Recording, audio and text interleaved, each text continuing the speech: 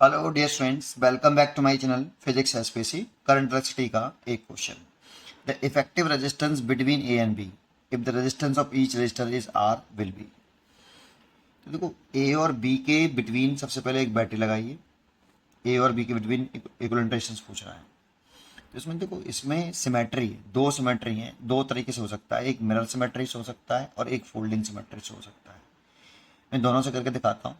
दो मेथड से आप इसे कर सकते हो। पहला है, मैं मिरर सिमेट्री से करता हूँ। तो देखो, ये वाली प्लस और ये माइनस, तो ये प्लस और ये माइनस, तो इसको बोलते हैं हम करंट एक्सेस।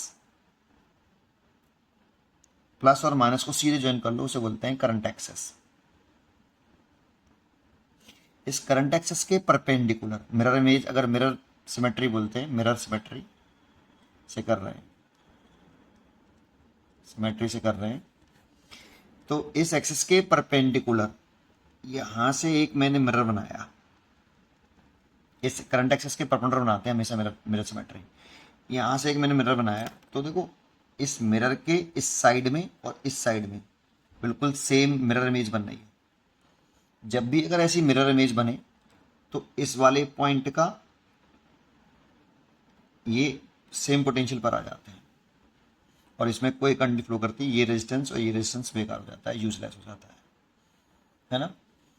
ये मिरर सिमेट्री कहती है।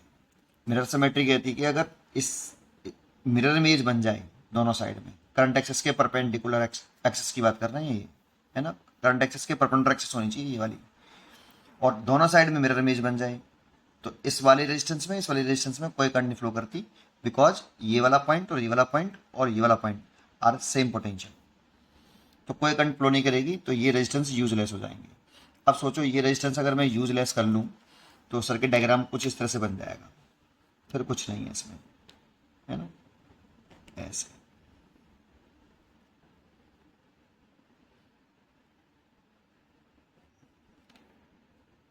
ऐसे, है ना। अब ये सिंपल डायग्राम है, जैसे करते हैं वैसे कर लो। यहाँ से करंट आ रही आई। अब देखो, ये दो पार्ट में डिवाइड होगी, ऐसे और ऐसे। ये I1, ये भी I1, और ये I2, ये भी I2, और ये I। तो देखो, ये दोनों किस में आ गए, सीरीज में, है ना। ये और ये सीरीज में। अच्छा, यहाँ ये एक रेजिस्टेंस ये भी तो रह गई, ये वाले, ये और ये, है ना। ये थोड़े हटे हैं, ये हटे हैं ना परपेंडिकुलर वाले। तो ये सीरीज में हो जाएंगे, तो 2R, 2R और 2R, ये दोनों सीरीज में, ये दोनों सीरीज में और ये दोनों सीरीज में। तो सर्किट डायग्राम कुछ इस तरह से बन जाएगा। ये R, ये 2R और ये R, और ऐसे ही एक यहाँ रेजिस्टेंस आ जाएगा और एक यहाँ आ जाएगा। ये 2R, ये 2R, ये 2R, ये R, ये R, है ना। ये दोनों सीरीज में हो गई, ये दोनों सीरीज में हो जाएंगे, ये वाले सीरीज में और ये दोनों सीरीज में हो जाएंगे। अब ये तीनों किस में हो जाएंगे, पैरेलल में। तो पैरेलल में 1/R dash is equal to 1/2R plus 1/2R plus 1/2R, तो 3/2R हो जाएगा। उल्टा करेंगे तो R dash is equal to 2R/3, है ना। तो ये सर्किट डायग्राम कुछ इस तरह से बन जाएगा। ये तो 2R/3 आया, ये R और ये R। अब ये तीनों सीरीज में देखो, ये तीनों सीरीज में, तो R इक्वलेंट आ गया कितना, R, ये R प्लस R 2R हो गया, R plus R 2R plus 2R/3। 3 LCM ले लें तो 3 2 8, 8 हो जाएगा, 6 हो जाएगा प्लस 2R, 8R/3। तो R इक्वलेंट आ गया 8R/3। ये तो मिरर सिमेट्री से किया मैंने। इसी क्वेश्चन को हम फोल्डिंग सिमेट्री से भी कर सकते हैं। तो फोल्डिंग सिमेट्री से कैसे करें, और फोल्डिंग सिमेट्री से कैसे करते हैं वो उसके लिए ड्रॉ कर लूँ पहले थोड़ा सा, है ना। यहाँ पर एक रेजिस्टेंस है ऐसे,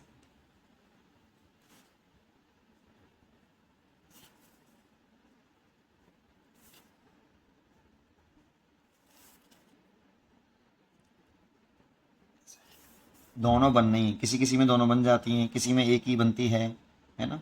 पर ध्यान कैसे बनाते हैं वो जरा समझें। देखो, सबसे पहले ए और बी से बैटरी जोड़ो, है ना। सबके रेजिस्टेंस बराबर है, ये तो पक्का है। ये प्लस है और ये माइनस है, तो ये पॉजिटिव नेगेटिव वाली एक्सेस होती है ना।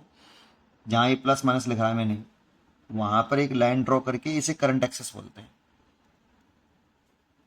ये इसी करंट एक्सेस के अबाउट अगर इसको अगर हम यहाँ इस वाले पॉइंट से ऐसे फोल्ड करेंगे, है ना, इस वाली एक्सेस से फोल्ड करेंगे, इस वाली एक्सेस से फोल्ड करेंगे, देखो इस वाली एक्सेस से यहाँ से इस सर्किट को फोल्ड करेंगे, है ना, तो इसके ऊपर से फोल्ड करें तो ये रेजिस्टेंस इस पर ओवरलैप हो रहा है, सुपरइम्पोज हो रहा है, ये इस पर ओवर रहा है, ये इस पर हो रहा है, लेकिन ये एक जैसे होने चाहिए। और ऐसा नहीं कहीं से भी फोल्ड कर दो, करंट एक्सेस से फोल्ड करते हैं और वो ओवरलैप करना है ना। तो इसका मतलब है कि जैसे ये वाला पॉइंट अगर मैं पी डाल लूँ और ये वाला पॉइंट क्यू, तो पी क्यू से चिपक जाए, ये वाला पॉइंट इससे चिपक जाए, तो फोल्डिंग, इसे फोल्डिंग सिमेट्री बोलते हैं। लेकिन रेजिस्टेंस इक्वल होना चाहिए, इसके आर के ऊपर आर फोल्ड होना चाहिए, ये सेम सेम फोल्ड होना चाहिए, ठीक है। और कहाँ से फोल्ड करते हैं, करंट एक्सेस से फोल्ड करते हैं। तो फोल्ड करने के बाद देखो जैसे ये इससे चिपक जाएगा तो सर्किट डायग्राम जो है नीचे वाला हटा देंगे, नीचे वाला सर्किट डायग्राम हटा देंगे हम ऐसे, और इसे चिपका दिया तो इसका मतलब जानते हो ये वाला इसके साथ, देखो ये वाला क्यू पॉइंट पी पे चिपकेगा तो ये कुछ इस तरह से दिखाई देगा बेटा, ये क्यू पॉइंट आ गया बेटा ये वाला, और ये रेजिस्टेंस जो है वो ये आ गया। और ऐसे ही ये वाला जब इस पर चिपकेगा तो ये वाला यहाँ दिखाई देगा ऐसे, ये रेजिस्टेंस, ये वाला रेजिस्टेंस, ये वाला रेजिस्टेंस यहाँ दिखाई दे रहा है, और ये वाला यहाँ दिखेगा ऐसे, ये रेजिस्टेंस ना रहा हूँ टेढ़ा टेढ़ेगा ऐसे तो कुछ सर्किट डायग्राम ऐसे हो जाएगा, नीचे वाला मिटा दो आप। दैट मीन्स ये रेजिस्टेंस और ये रेजिस्टेंस पैरेलल कॉम्बिनेशन में आ जाते हैं ये दोनों, और ये वाला पैरेलल में आ जाएंगे, और ये वाला पैरेलल में आ जाएंगे। तो सर्किट डायग्राम इस तरह से हो जाएगा आपका, ये आर, ये भी आर, ये आर, ये आर और ये आर। अब जरा देखो सर्किट डायग्राम थोड़ा सा साफ कर देता हूँ, कुछ इस तरह से बनेगा, या डायरेक्ट कर लो, चलो नहीं कर बना देता हूँ, अच्छा लगेगा। ये देखो ये यहाँ पर ये दो हो गए हैं ऐसे, है ना, और यहाँ पे भी ये दो रेजिस्टेंस हो गए हैं, यहाँ बीच में एक ऐसे और एक ऐसे, और इस जगह पे भी दो हो गए हैं ऐसे, इस तरीके से। ये पॉइंट पी और क्यू है ये वाला, और ये रेजिस्टेंस सब आर आर हैं, ये ए पॉइंट है, ये बी पॉइंट है, सॉरी ये वाला बी पॉइंट है, और ये वाला सी और डी मान लेता हूँ, तो ये वाला सी है और ये डी है, बीच में आर लग रहा है, ये आर, ये आर, ये सारे आर है नहीं। अब देखो ये दोनों पैरेलल में हो गए, ये आर और ये आर तो पैरेलल में हो गए, तो ये आर बाई टू हो गया भाई, पैरेलल करेंगे तो 1/r dash is equal to 1/r plus 1/r, तो 2/r, तो आर डैश आर कितना हो गया, आर बाई टू, तो ये आर बाई टू, ये भी आर बाई टू हो जाएगा, तो ये भी आर बाई टू हो जाएगा। तो कुछ सर्किट डायग्राम इस तरह से बन जाएगा, एक लाइन में भी कर सकते हैं, पर थोड़ा सा एक बार समझ में आ जाए तो फिर आसान होता है बेटा, है ना। ये ऐसे और ये ऐसे और ये ऐसे, कुछ इस तरह से हो जाएगा। ये सी पॉइंट है, ये डी पॉइंट है ना, ये वाला पी पॉइंट और क्यू पॉइंट जो भी है, ठीक है। ये आर बाई टू, ये भी आर बाई टू और ये भी आर बाई टू। ये डायरेक्टली आप यहीं कर सकते थे, आर और आर पैरेलल कॉम्बिनेशन में आएंगे तो आर बाई टू, ये आर बाई टू, ये आर बाई टू डायरेक्टली कर देता, लेकिन समझाने के लिए ऐसे मैंने कर लिया है। ये भी आर, ये आर है और ये आर है और ये आर। अब कुछ आपको यहाँ दिखाई दे रहा होगा, ये बैलेंस बीट ट्विस्टन ब्रिज बन गया, देखो ये बैलेंस बीट ट्विस्टन ब्रिज है, इसका मल्टीप्लाई इससे करो, R by two multiply by R, इसका इसमें मल्टीप्लाई करो तो R multiplied by R by two equal है, इसका मल्टीप्लाई, इसका मल्टीप्लाई बराबर है। तो ये बैलेंस बीट ट्विस्टन ब्रिज है, तो इस वाली ब्रांच में कोई करंट नहीं जाएगी, ये रेजिस्टेंस बेकार हो जाएगा, है ना, बैलेंस बीट ट्विस्टन ब्रिज कंसेप्ट से। तो ये कुछ, ये अगर रेजिस्टेंस हटा दिया हमने तो सर्किट डायग्राम कुछ इस तरह से दिखाई देगा, है ना। तो ये वाला पॉइंट सी है और ये वाला पॉइंट डी है, और यहाँ ये रेजिस्टेंस आर बाई टू और ये वाला रेजिस्टेंस भी आर बाई टू, और ये रेजिस्टेंस हटा दिया, और ये आर है, ये आर है।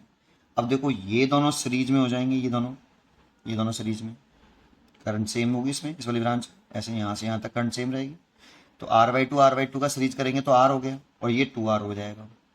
तो कुछ इस तरह से दिखाई देगा, ये आर और ये दोनों सी और डी वाले को सॉल्व करो बस, केवल इतने तक को, यहाँ पर जॉइंट लगा हुआ ना, तो इस वाले को जॉइंट को सॉल्व करेंगे तो ये आर प्लस आर, ये 2r हो गया सीरीज में, और ये सी डी पॉइंट है और ये सी पॉइंट है, ये रेजिस्टेंस बाहर रहेगा आर, ठीक है।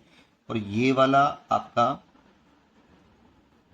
ये आर बाई टू सीरीज करेंगे तो R by two plus R by two R हो जाएगा, अब ये दोनों पैरेलल में रहेंगे ऐसे, तो r और 2r पैरेलल में कर लें तो r इंटू 2r/3 r, तो r से r कट गया 2r/3। तो इन दोनों का पैरेलल करने पर यही आ गया, देखो ये वाला r आ गया ये ना, और ये 2r/3 और ये r, इसलिए तीनों को सीरीज में करेंगे तो यही आएगा 8r/3, है ना। जैसा आपको अच्छा लगे वैसे कर सकते हो। थोड़ा सा मिरर सिमेट्री से थोड़ा सा आसान है ये, थोड़ी सी कम कैलकुलेशन है, कैलकुलेशन तो इसमें भी कम है, वो थोड़ा सा बनाया है इसीलिए ऐसा हो गया है। नहीं, अगर केवल अपने लिए करना हो तो इतना बनाने की ज़रूरत नहीं पड़ती है। एक बार मन में बैठना चाहिए कि फोल्डिंग सिमेट्री है क्या और मिरर सिमेट्री क्या है। इसमें दोनों बन रही है, किसी किसी क्वेश्चन में एक ही बनती है। पढ़ते रहिए और खुश रहिए।